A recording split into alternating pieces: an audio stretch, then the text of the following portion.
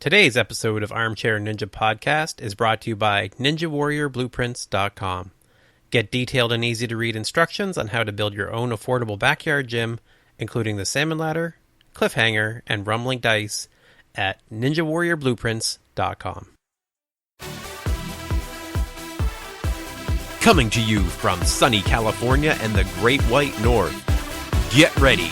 We are breaking down the obstacles on the Armchair Ninja Podcast. Hello, everyone, and welcome back to the Armchair Ninja Podcast.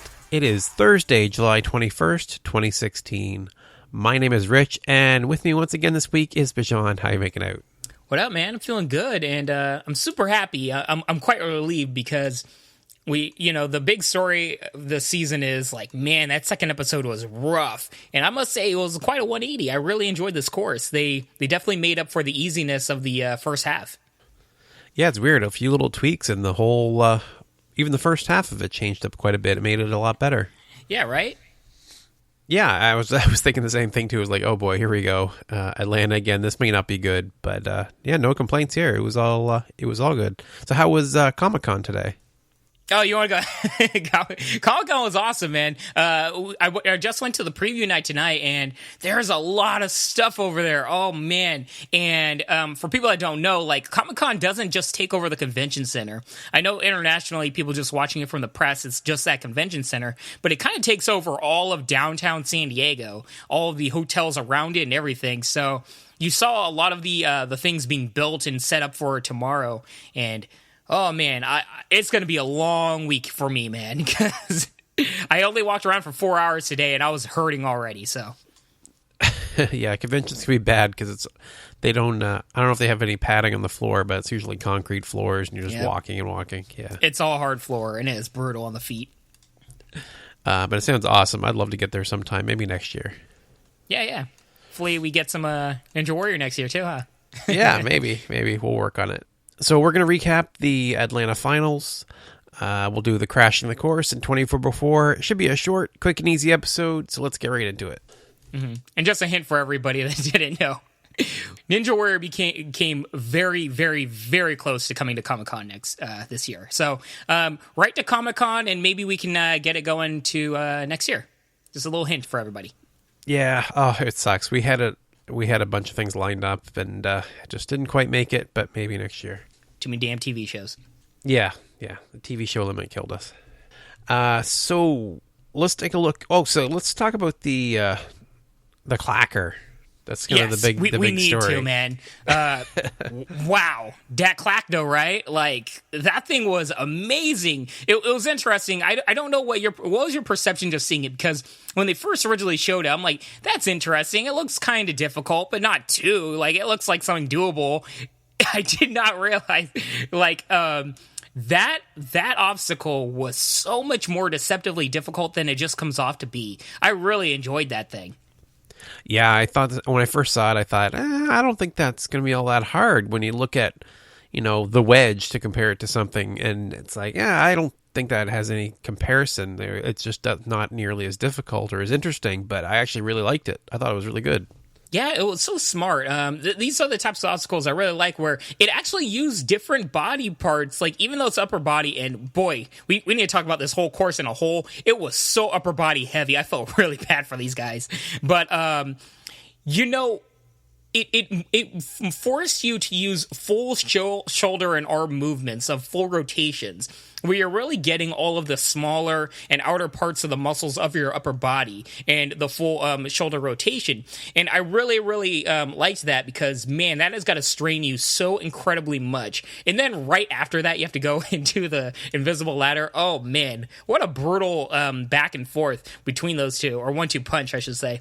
But I really liked how it kind of diversified it also, where it went forwards and then they had the little sideways things as well. I really enjoyed that. But one thing that was on my mind the whole night was, I'm very curious to see, and I'm not saying this as a negative or positive or anything. I'm just curious because I just don't know the answer. I want to see a woman try this, or at least a shorter competitor try this obstacle, because it looks like it's predicated quite heavily on just wingspan. And I'm really interested to see somebody try it with a shorter wingspan. And I'm glad, we'll talk about it later, but at least we got a kind of a hint to that in Crashing the Course with Megan Martin, at least a little bit. Yeah, I don't think Brett Sims is that much taller than Megan Martin.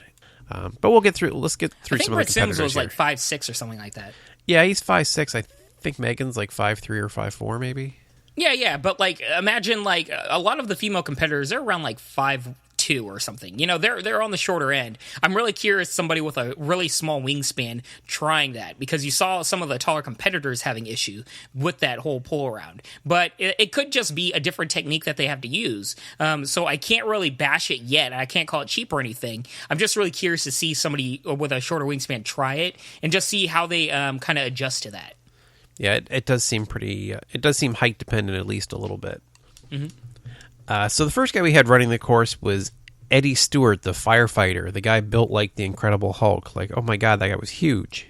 Yeah, he was massive, man. I really thought he was going to go out on the Big Dipper or the block run. I thought, here we go. Let's see which of the modified obstacles takes him out. But he did both of them and ended up going on the spin cycle. Yeah, it's crazy. The first thing I thought of was this guy is going to drop immediately on the Big Dipper. That was the number one thing I was thinking. It's funny that we thought the same thing, but he shocked me just by the fact that he got further than that. I was like instantly looking at that size, and I guess we can't judge just based on body type sometimes.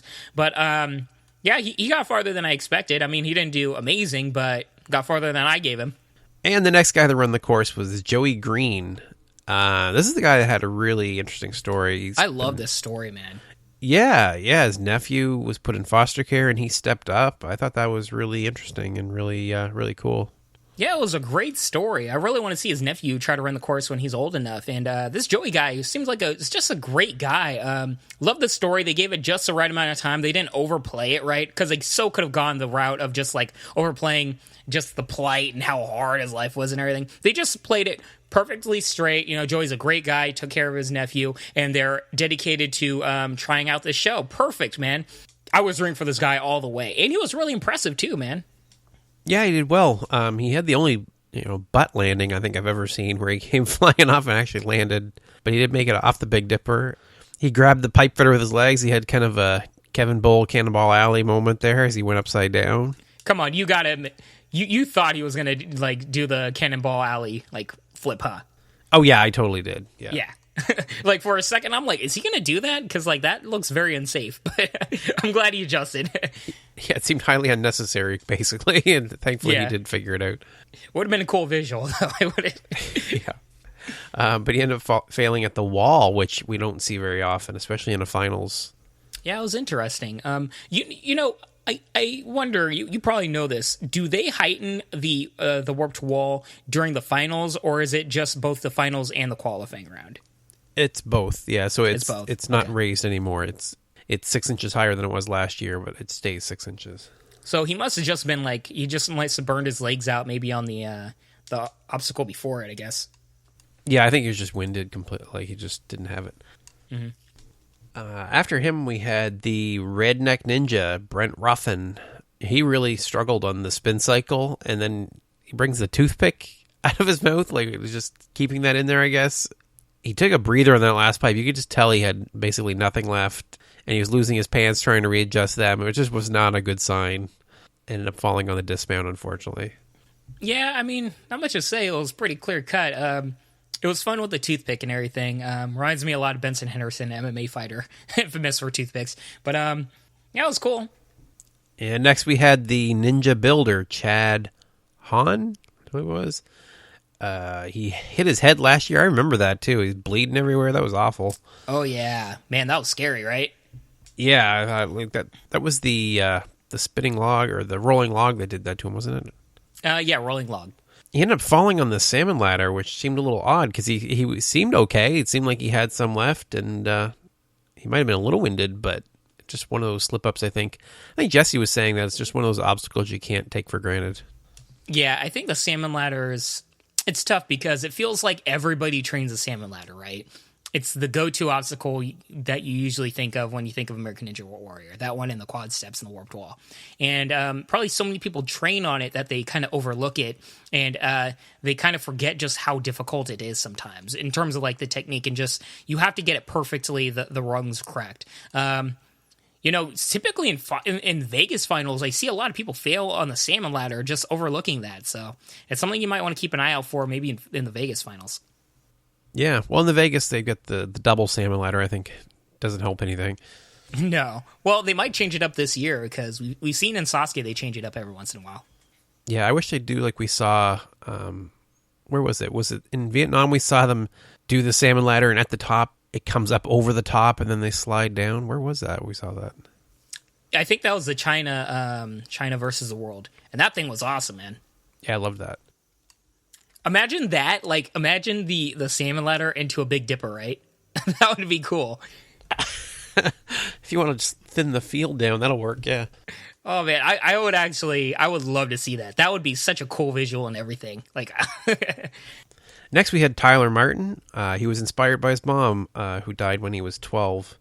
And it pushed him to control his anger, which I thought was kind of an odd statement, I guess, a little bit. It could be tough being at that age and like having so many issues, especially if like your parent died and everything. It's more like having trouble coping, is what I think he was trying to present. But or he can be like very emotional when things don't go right. But maybe it just wasn't presented correctly. Yeah, well, that makes sense, I guess. So he started parkour at age 14. He did really well in the spin cycle, better than the people we'd seen before him. He was the first to the floating monkey bars, but he was out in the first move. He didn't really make it too far there. Yeah, but man, that guy is just pure muscle, no fat. And it seems as though he trains very well, free running and all this other stuff. So I expect him to do quite well later on, a few seasons down. Maybe not next year, but maybe 2 years from now, when he can like fully finesse all the techniques and fully grow into his body and become aware of his body, maybe control his temperament a little bit. I think he'll go really, really far, man. And next we had one of the Brazzi bros, Lucas Gomez. He didn't get to Vegas last year, and his brother did. I forgot about that, actually. That's got to suck, right? Like, you're both trying out. They're very, competitive, or at least they play it up quite a bit that way. And then to have his brother make it and not him, that had to salt the wound a little bit. I guess. I don't pay attention to them enough, and I'm not trying to throw shade, but I just don't. That is the main story, but I'm curious, just looking back, if one of them made it to Vegas this year, one of them didn't. Is it the same brother, or is it the other brother this year? It's the same guy, yeah. Oh my God, that has got to suck for the guy that didn't make it this year, because he was like one away, right? Yeah, he was on the cusp with Travis Rosen running, and he got bumped. Yeah, well, I'm not going to cry too much about that. Yeah, he kept missing the monkey bars and just ended up falling eventually. Next, we had Casey Suhaki. That's the guy with his grandfather that was watching. He was in the walk-on line for 3 weeks. Really interesting guy. Really good, strong competitor. He ended up falling on the clacker, the new obstacle. So that's when we learned that at the midpoint it switches sides. So the clacker's not just, grabbing both sides and moving your way along. You had to actually switch over. I think they described it as a windshield wiper type motion at one point. That's the best way to describe it. Yeah. I think they said it was something like with the wingspan of the windshield ones, it's like 16 inches both ways. I mean, that is deceptively long, because you have to fully grasp your body out and do the full motion. That can really tire you out. And I'm really glad about that. I'm very curious to see how heavy those things are, because if there's a lot of weight on it, that also adds another element to it. But yeah, it was really cool seeing that obstacle, because up until then, I really wasn't paying attention too much to that obstacle as like it being too difficult. And man, was like, it made me pay attention. I'm like, okay, this could be the Ninja Killer right here, right? Number one thing that I got out of this run, though, I don't know if you heard it. I forget her name, but the sideline reporter, what's her name, Rich? Christine Leahy. Christine. She made like this poor guy's like grandfather promise and swear to run the course next year. I'm like, are you crazy? Like, I forgot. Yeah. I'm like, no, I don't want to see that. Like, Like that is terrifying. What are you doing? You could just see the guy is like, yeah, sure. I'll get right on that. Yeah. It was a little silly, but I'm hoping that was just a joke, and she wouldn't actually expect him to get on that course. It better dangerous. be a joke, man. That is terrifying. So we're going to actually take a quick break here for a word from our sponsor. So you want to be the next American Ninja Warrior. What are you doing to prepare? Oh, you lift weights. Can you hold those big, bulky muscles just by your fingertips? You climb once a week. That's adorable. Nothing prepares you for Ninja Warrior like having your own backyard ninja course from NinjaWarriorBlueprints.com to play on whenever you want. Invite your friends over and train together, or take your kids into the backyard to burn off some of that excess energy. Don't worry, their Ultimate Ninja Course blueprints are very affordable and amazingly compact. The recommended space is 16 feet by 9 feet, which is about the same as a backyard playset that your kids would have outgrown in no time anyway. Look, my house is tiny, and even I can fit one of these things back there, if my wife would let me. I'm working on it, trust me. So if you have an amazing, understanding, trusting, and beautiful wife like I do, who only wants to see you happy and would never stand in the way of your dreams, check out NinjaWarriorBlueprints.com. Sign up for their newsletter to get free salmon ladder blueprints. Use our discount code of armchair at checkout to save 10% off your purchase. Okay, nice. And we're back. Very nice. Yeah, I had to apologize as I was just before I recorded that one. She was in earshot. That was good, you know. Just keep dropping the hints, you know. Maybe it'll work. Yeah, maybe. So yeah, if you guys could check that out, by the way, I know we've got the silly commercials and whatever, but if you could stop by, sign up for their newsletter. I think it's like a once a week thing. It's got some cool stuff in there. You should definitely check it out. Yeah, it's pretty legit, man. It's not just like some newsletters where it's all text and everything. Like, they're really well made, really cool graphics and everything. It's really easy to read. It's really cool. I really think everybody that's obsessed with American Ninja Warrior, and if you're listening to us, you probably are, I really think you'll like it. Yeah, they tend to include little things too, like, you know, videos and just interesting news facts, kind of same kind of stuff that we do. Next was the best run of the night. I don't care what else happened. Like, Travis Rosen's run, Palm Wonderful, I couldn't even be mad. I was like, yeah, give it now. Throw all the Palm Wonderful right at him. Just pelt him with it. Like, it is by far, like, the best run of the night. In a while, man. I loved this run, like everything about it. It was so emotional, so just engrossing. I was like glued to my television this whole run. Yeah, I was too. I wish I had. It's one of those times where I'm like, man, I wish I had a reaction video, because I was just losing it through this one. This was great. How old is he, man? Is he like 41 or something like that? Like, he's getting up there and he's still killing it. Like, Travis Rosen is insane for his age, man. This guy is so good.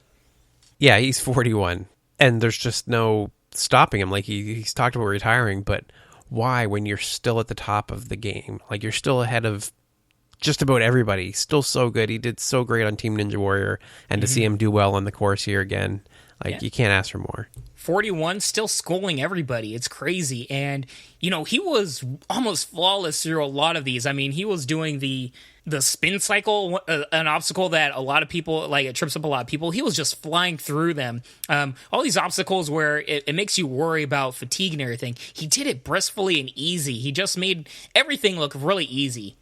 And he's, I guess I would consider retiring too. When he broke his rib in Vegas last year, then his wrist in Team Ninja, were like, yeah, I guess that'd make you reconsider about still doing it. But yeah, did you know he broke his wrist in Team Ninja Warrior? I don't remember them showing that. Yeah, I remember at the end, it was actually in the very final race against Party Time, he ended up falling off the side of the course. He right broke before his wrist? Yeah, he did. I had no idea, man. Oh, that is terrible. Yeah, it was not good. Oh, you know, that has got to put a damper on just the whole end of, like, that whole thing. Because I remember that run. It was really fun, and I do remember him falling off. But if I remember correctly, he still tried to go up that invisible ladder, right? He did, yeah, even with a broken wrist. Yeah. God, this guy's a trooper, man. So, yeah, we got to see him do the clacker. We got to see somebody do it. But you didn't think after all of that he would still be able to do the invisible ladder, but he did somehow. Like, it was just absolutely a fantastic run. And you just saw the commitment in him. Like, he was not about to drop out of these obstacles, no matter how painful it was. He was still staying committed. He was, this is the type of runs that I like. They're just straight up pure heart, pure just excitement, and pure will. Like, he gutted through all the pain and was just purely gonna get up to that buzzer no matter what, man. Yeah, it also demonstrated like how amazing the invisible ladder is. I was a little iffy on it last year at times because I was so disappointed in some of the people that weren't able to complete it. But there is nothing more exciting than watching someone struggle at the last bit of that invisible ladder. They're just throwing their bodies in the air, trying to make it, trying to muscle their way up. And I just don't know any other obstacle on there that's as exciting to watch. Yeah, good point. Every time somebody goes up to that invisible ladder, it very much has become the new warped wall, where the warped wall in the earlier seasons was so daunting and everybody would get like kind of hushed in the crowd when they were going up to that final obstacle. Now it's very much the invisible ladder, where it's like, this is going to be tough for this person. We'll see if they can do it. And you just know it's always really exciting, and you really get anxious to see if they can do it. Good point. I love the invisible ladder. And I do you think we're going to find another obstacle like it? Like, my big thing is, rather than having stage 4 be a rope climb, I really hope they do something cool where they kind of switch things up and they have like, spider climb to like an invisible ladder or something like that. Yeah, that would be interesting. That would be awesome. We'll see. I guess we'll figure it out. We'll find out eventually. God. 100-foot invisible ladder for stage 4. Oh, gross. Gross.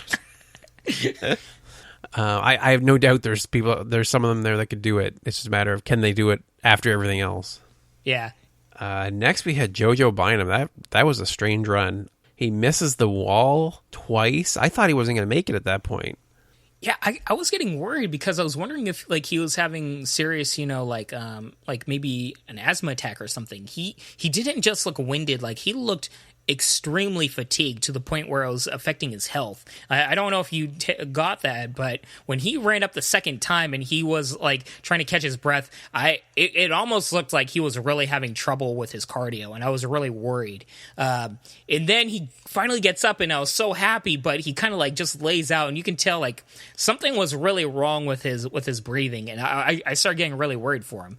But he gutted through it, and Jojo Bynum's a guy that always surprises me, just how far he can just surpass our expectations. Yeah, because, I mean, once you saw him struggle that much on the wall, it's like, well, there's no way he's doing the salmon ladder, and then he does. You're like, well, the floating monkey bars does that too. Like, okay, so is this guy going to go finish the whole course after almost failing on the wall? That was crazy. He did make it to the clacker, but unfortunately didn't get past it. Yeah, I did not see him getting past that clacker because when he landed off those monkey bars, man, he was done. You could just see he gave it his all, though. That's all I asked from the competitors. I really hope he's okay. I hope he was just winded and it wasn't anything serious. Next, we had an old school guy come back, Brett Sims. Like, I'm a little confused here. So this is his 6th time, and he hasn't made it to Vegas. Guess not. I don't understand. Okay, no disrespect to Brett, because he did awesome in this episode, but why do they keep inviting him back? Not to be too rude about it, because I don't understand. How did he come back, and Noah and some of the other veterans that have made it there? Why him over Brian Wolczewski? I don't get it. I don't really have an answer for you on that one. Maybe it's because just this year he had an interesting story, getting married and everything. But for me, the more shocking part was that he's never made it past the qualifying round. Brett Sims, I know that name. I think he's a pretty common or well-known ninja to a lot of people from the earlier seasons.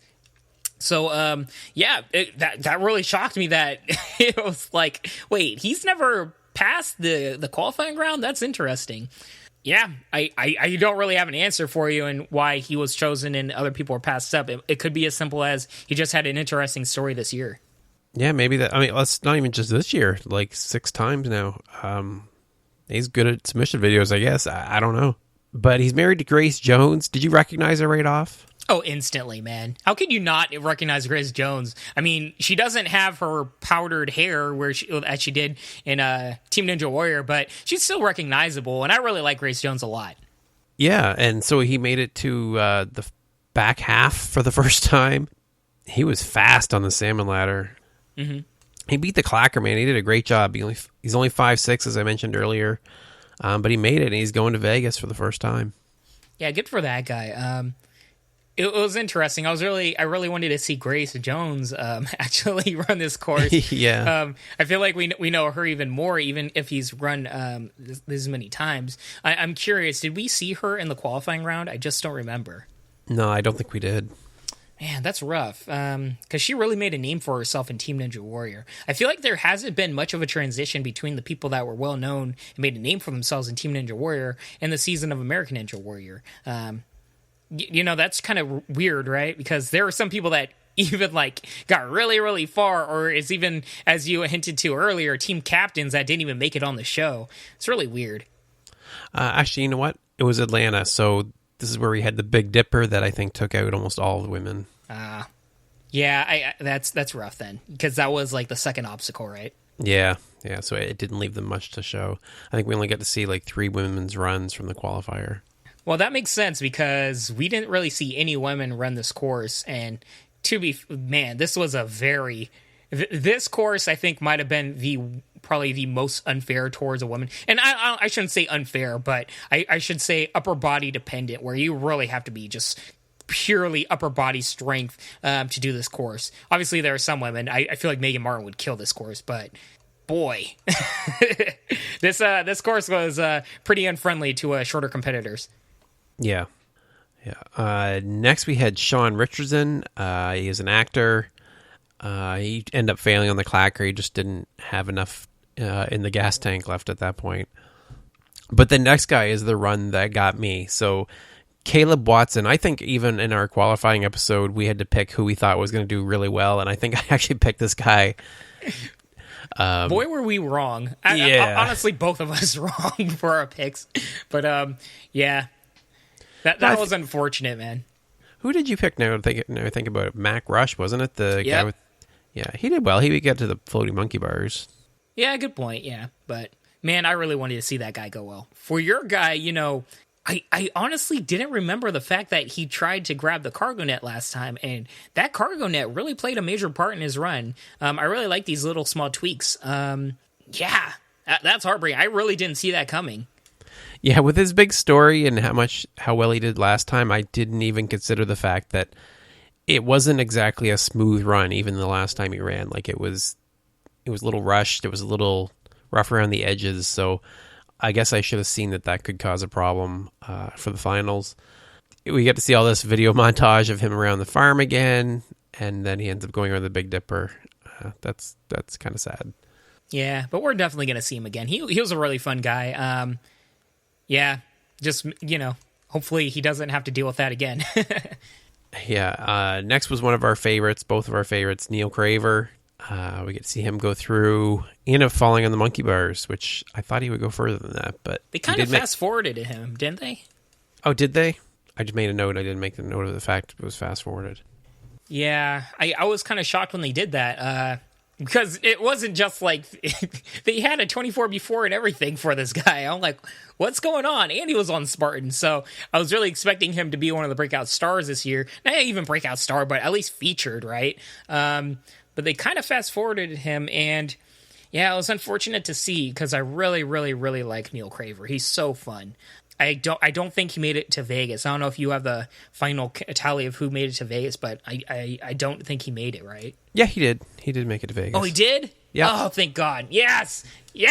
Everybody, cheer! Wherever you're at, if you're in a car, cheer right now. Because I can't be the only one that was worried about Neil Craver. That's awesome, man.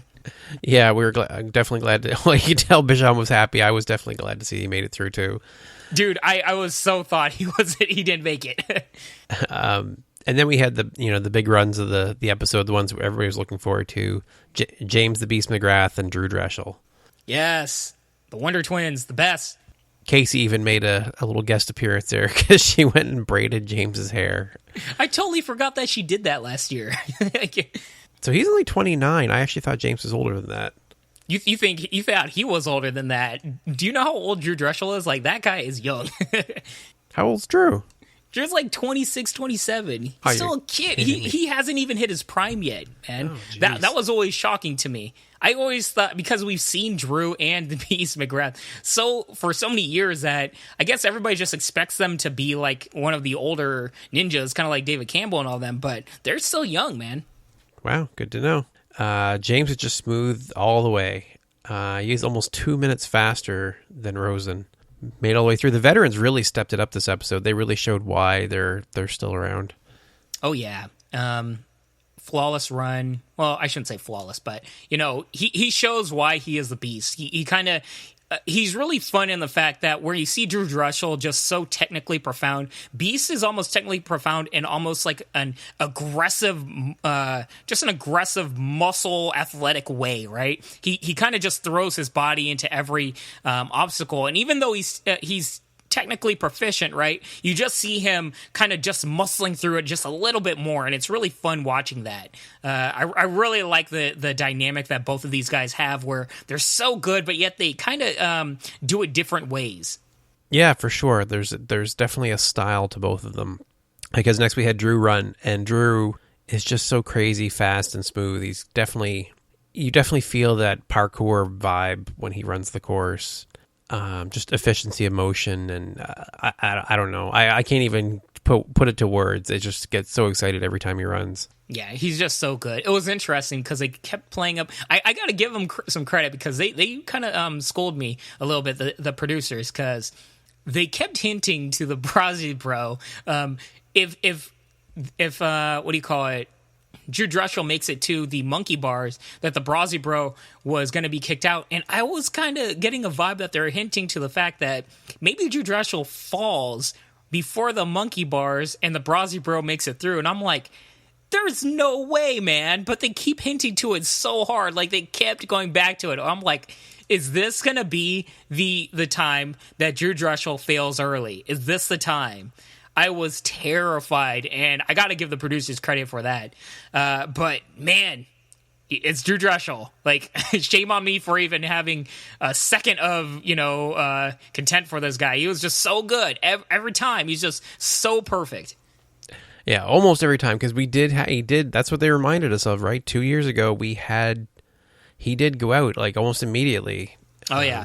So it's always that worry. It's like, don't go too fast. Go fast, but don't go too fast. Yeah. That was the time he was racing Flip, right? Yeah, he said he was pretty sure he was going to be able to do it in under 45 seconds or some crazy amount of time. Like, it came across so cocky, but you actually know he can deliver it. He was probably, if he hadn't missed the rope, he probably would have done what he had set out to do. Yeah. I'm okay with the fact that he learned from his mistakes, and now he's not so obsessed about making the fastest time, even though he's so quick. He's more obsessed about just getting through it, and I appreciate that. And I really hope he continues to do that in the Vegas finals, because this guy is still like my top pick for making it all the way, other than Jet Brinn, of course. But this guy, I guess, is number 2. So that was it for this episode. It was a good episode. Definitely an improvement over the qualifying round, I think. You don't like Crashing the Course or 24 Before? Oh, sorry. That's what I meant it was it for the recap. But yeah, we're going to do the Crashing the Course. Bad phrasing on my part. But yeah, we're going to do Crashing the Course here. So let's jump into that then. What do you got? Yeah, let's do it. Well, I'll say this. Crashing the Course really surprised me. I actually really enjoyed it. I don't know how you feel. And I think it was because it was based right on the one obstacle I think everybody was curious about. And this is interesting because at the beginning of the season, we were kind of down on Crashing the Course, or at least I was. I was like, this is boring. Nobody really cares. This host is whatever. Like, it's kind of blah compared to 24 Before. But Crashing the Course has been really interesting going into the finals courses because it's kind of just being based on the really big ninja killers. And I feel like it's going to be quite fun to watch for the rest of the season with the harder obstacles. So keep an eye out for that, guys. It might be something you might want to give another try if you stopped watching them. They went into, what is it, the clapper? Is that what it's called, the clapper? The clacker. Clacker, okay. Clapper was another thing. Yeah. Yeah, I enjoyed it, and I like the fact that it was featuring a lot of different ninjas also. So you got to see Jamie Ron try it, and it was cool, man. Could have been shorter, but, whatever. But yeah, I really enjoyed this one. I thought it was pretty good. I thought it was kind of funny. Megan's kind of passing it off as don't rush, take your time and breathe. And it shows her hanging from the clacker. And it's like, I don't think everybody can do that the way you just make it look like I'll just rest here as I'm hanging. Right. She looks like she could just hang there all day long. And then Jamie demonstrated it, which I thought was a good thing. I think they should do more often, show somebody actually succeed instead of just showing Adam failing on it. Mm-hmm. Yeah, because, I don't know. I don't care. At this point, I just don't care about seeing Adam try these obstacles. Yeah, it's not as interesting. I mean, we get it, right? It's kind of funny to see him struggle if we feel like he's actually trying, right? If it's... Yeah. Which I think he was. It seemed to be legit. Yeah. This one, it was so difficult. You can see that he was probably like halfway after the first one. He's like, okay, I could actually try on this and still fail immediately. Yeah, I don't have to play it up. I actually don't think I'm going to be able to do this one. Yeah. But yeah, check it out. It was pretty good. Relatively short. So more like this would be great. We'll see what they've got for us next week. So the 24 before was Rico Rivera, which was a surprise. You sounded just as surprised as me when I sent you a link for it. Yeah, I was pleasantly surprised. I wasn't expecting them to give the shine to Rico. I'm super happy he did, though. This guy's awesome, right? It's funny because I like his T-Rex outfit a whole lot more than his regular Ninja Warrior outfit. I don't know how you feel about that. Yeah, it's not really practical for a real run of the course, but it is funny. You say that, but he got like how far during the LA qualifier this year? Even though it was like a digital thing, he almost completed the course. So I don't know, man. There's something to that T-Rex outfit. Yeah, well, that's the thing. So I think that was a nice reward for him. He's given them a couple of viral videos now. I think they owed him at least that. Yeah. His mom was with him. I thought that was really cute. She was helping him get ready and everything. Showed him at Slingshot Entertainment with Ryan Stratus, and we learned of Ninjaoki. Did you know about that? No, but that looks really, really fun. And I don't know, everything about... I really like this video because it just seems so fun and laid back. And I really like getting, just like a look behind the curtain with how ninjas kill time, have fun, like unload and everything. And it gives a really good feel for just how much of a community and, just how the camaraderie involved with all these ninjas are. Like, they truly are deep friends and they truly want everybody to do well. I love it. Especially with all the controversy and fluff from last year. Yeah, the spirit of the show was still there for sure. Yeah, I feel like it's reinvigorating and showing everybody once again that, hey, once again, it's everybody against the course. Just try to forget everything that you saw from the finals of last year. Yeah, they haven't mentioned, what's his name this year? Yeah, that one guy. That guy, whoever it is, yeah. Yeah. So the big news this week is American Ninja Warrior got their first Emmy nod. That's cool. Dude, that is huge. Who saw that coming? Like, the Emmy people are kind of prudish when it comes to these reality shows. They usually go for older skewing shows like, I don't know, America's Got Talent, Dancing with the Stars, and boy, do they love Amazing Race. I am so incredibly shocked and happy that American Ninja Warrior got the shine. And this is huge for the show. We've really seen... I don't think enough people in the American Ninja Warrior sphere have really gotten a feel for how big this show's blown up over the past year. Casey Catanzaro led to a huge boom, but I think, both Jeff Brennan and Isaac Caldiero hitting that final buzzer, I think that played a huge part in this show becoming so much bigger. Man, am I happy. All the fans, all of the submission videos, and now an Emmy nomination. Wow. Like, when this show first started, how many years ago, when it was on G4, I would have never seen this happening. Yeah, you give away $1 million, it gets people's attention. So that's probably what it was. It's gotten more and more people involved. It had the controversy last year, as much as we hated it, helped drum up news stories. Yeah, but an Emmy nomination is great. So now they just need to win. Yeah, well, good luck with that. If anybody that follows the Emmys knows, Amazing Race pretty much has in the bag every year. There's no, that's not going to change anytime soon.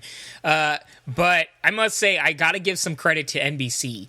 This year in particular, NBC has really put in all their promotion behind this show, really giving it so much support. Getting on SNL, promotions all over the place. Like, they've promoted American Ninja Warrior so incredibly much more than anybody would have ever expected. And I'm really happy about that. It's truly become a namesake part of NBC's roster. And, the show has held its own, especially in the ratings. I mean, it's really huge. So they're going off all fronts, just all guns blazing. They're doing great, man. I'm so happy. So that is it for our podcast episode. So as a reminder, stop by NinjaWarriorBlueprints.com, sign up for their newsletter, get your free salmon ladder blueprints, and if you're looking to buy some climbing holds, come by our website. That's NinjaPodcast.com. Click on the link for Atomic, and use our discount code of podcast. Save yourself 10% off there. And if you'd like to reach out to us, you can reach us on Instagram and Twitter. That's at Ninja Podcast. We are on Facebook, or you can email us at rich@ninjapodcast.com. Bijan, how can they reach out to you? Hit me up at Twitter and Instagram at Bijan151, Bijan 151. And special shout out to everybody that gave great feedback from last week's episode. Huge thank you again to Jesse Graff and everybody. Awesome times. Love the feedback. Love interacting with you guys. All right. So thank you all for listening, and I hope you have a great week. Peace, y'all.